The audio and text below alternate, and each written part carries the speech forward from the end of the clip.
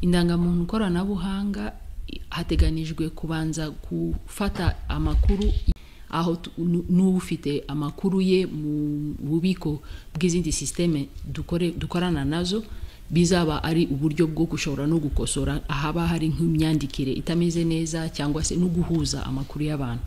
Ibyo nibyo tuzaheraho, hanyuma tunafata nayo makuru y'ibyo bikumwe nandi n'ifoto nshyashya ku bantu bose. Hello my beautiful people, nari maze igihe ntari kuboneka, ariko uyu munsi ndaje ngarukanye opportunity idasanzwe ku bantu b'urubyiruko bari hagati y'imyaka 18 ndetse n'imyaka 35, abantu bashaka kubona akazi mu turere uko ari 30 tw'igihugu twose.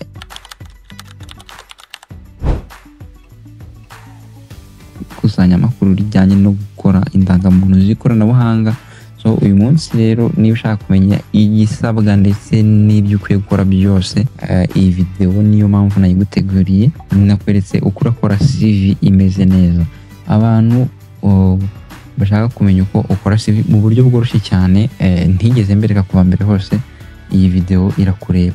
Ikindi kintu nanone kirimo ahangaha, nakweretse uburyo ugiye kugenda ujya kuri site zitandukanye ureba job zijyanye n'ibyo wize, hanyuma ubundi ukaprayinga ukaba wabona akazi bifashishije n'iyo CV nakweretse uburyo ugiye kuyikorera. So icyo usabwa rero, kurikira neza akantu kandi ntuhombemo n'akantu na kamwe, ko buri kantu kose navuzemo hano ni ingenzi cyane kuri wowe. Aya ni amahirwe adasanzwe yagiye gutangwa ku rubyiruko rutandukanye mu gihugu cy'u Rwanda hose hatandukanye, nk'uko muzi ko NIDA iri muri gahunda yo gushyiraho indangamuntu mu buryo bw'ikoranabuhanga.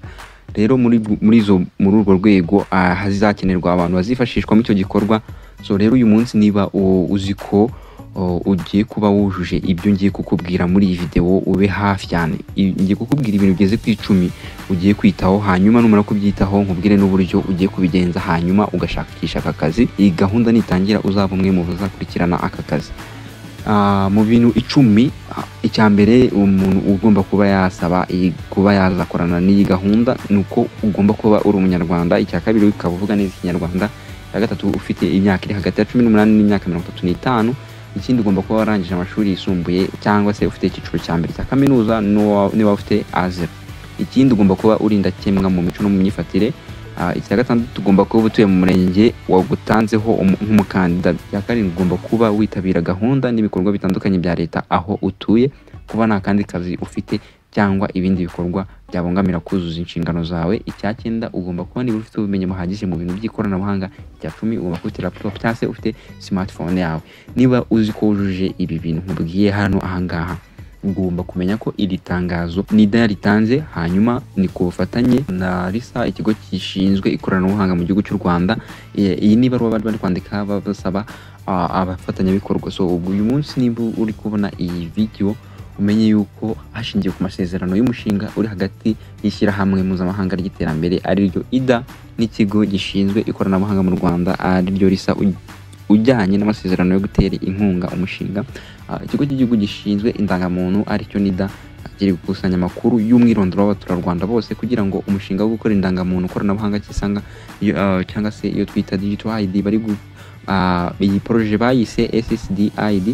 Ariko n'ubundi nk'uko mwajya mubyumva ahantu hatandukanye, yaba ari no mu makuru bajya bagarukaho digital ID ni indangamuntu igiye kuza iri mu buryo bugezweho, bitari ubwo musanzwe mumenyereye, mu buryo umuntu azajya yoroherwa no kuba atayita, ku buryo azajya nyine aba yifite mu buryo bworoshye cyane, ku buryo atazajya apfa kuyibura uko bisanzwe mu zisanzwe.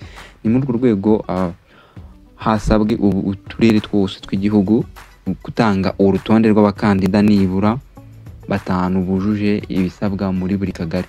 Akaba ari bo bazatoranwamo abakozi bazifashishwa mu gikorwa cy'ikusanyamakuru azashyirwaho mu gukora indangamuntu koranabuhanga. So abakozi bazatoranwa binyuze mu isuzuma bumenyi n'isuzuma bushobozi.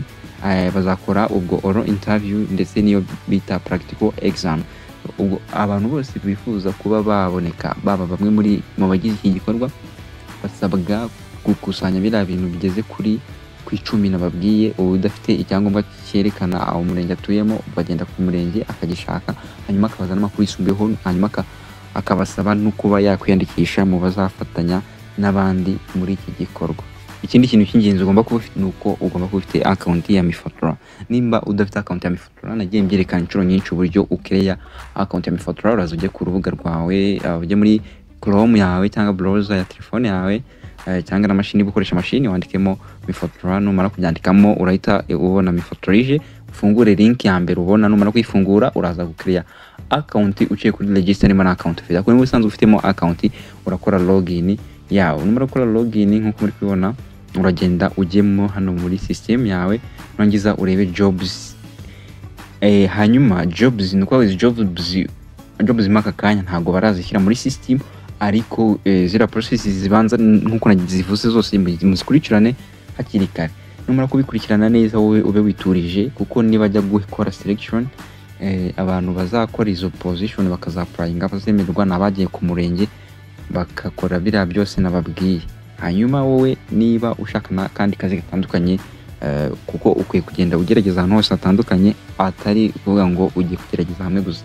Hano kuri Mifotora naho hariho izindi job positions zitandukanye, uraza gusura urubuga urebe iziri related n'ibyo wize. Hanyuma hano hariho positions zitandukanye, haba abashaka kuba aba teachers, kuba aba technicians, budget officer, ndetse n'indi myanya itandukanye, ndetse ireba n'abantu basoje secondary, especially abantu bize ibintu bya accounting ndetse n'indi field bi related. Hari akazi mu karere ka Kayonza ko kuba cashier, ndetse hari n'abashaka kuba social workers, nabo harimo jobs. Ngo mu kugenda mubona mugenda mushaka amakuru ahagije. Si ibyo gusa ngiye kubereka n'izindi job oppositions zitandukanye uyu munsi ushobora kuapplyinga ukaba wabona amahirwe akomeye, ukaba wabona akazi. Dukomeje na hano muri job in Rwanda, nabwo hari jobs ziri available ku bantu batandukanye. Ngiye ko directing kuri mwese mugenda mukora research kugira ngo uyu munsi nibura uapplyinge utegereze ko wazabona job opportunity. Hano hari sales person coffee machines, hari kenewe abantu babiri ku bantu bashaka kuba bakora as series women. Ubwo n'abakobwa especially nibo bari encouraged ku applying hano, ariko siyo myanya yo nirimo. Hano harimo imyanya myinshi cyane itandukanye. Ku muntu ushaka ku applying uyu munsi araza arebe muri izi positions zirimo, arebe iyi related n'ibyo yize, hanyuma ayishyireho. Hanyuma namara gukora application ategereze neza yitonze. Hanyuma ngiye kweka indi website mugiye gushakira akazi uyu munsi. Hanyuma hano kuri alljobpost.com naho nahandi ushaka kureba job positions zitandukanye, kuba wakora application uyu munsi, nabwo bikagufasha mu kuba amahirwe yawe yakwongera yo kuba wabonamo akazi.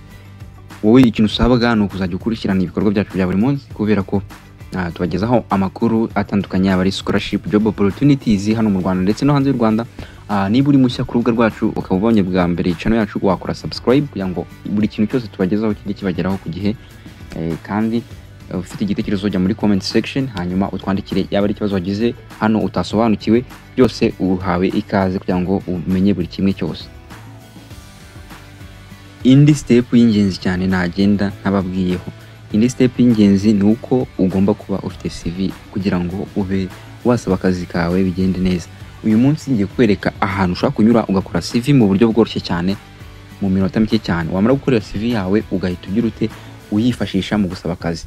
Ari abantu bajya bagorwa no gukora CV ugasanga bafite CV cyangwa se nizo bafite nizikoze neza. Uyu munsi hano hari site ushobora kwifashisha Canva cyangwa CV Maker. Ushobora kwifashisha Canva, ariko hano iyi ikora CV nziza kandi ku buntu.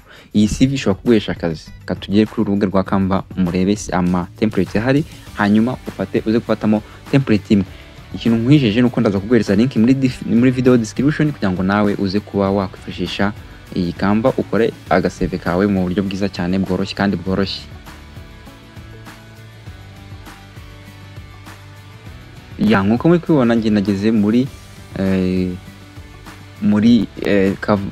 Canva namaze kugeramo. Hano muri kubonamo ama CV template atandukanye. Iyo mubona iriho aka kantu kameze gutya k'umuhondo, ntabwo ntuba ari yuhitamo.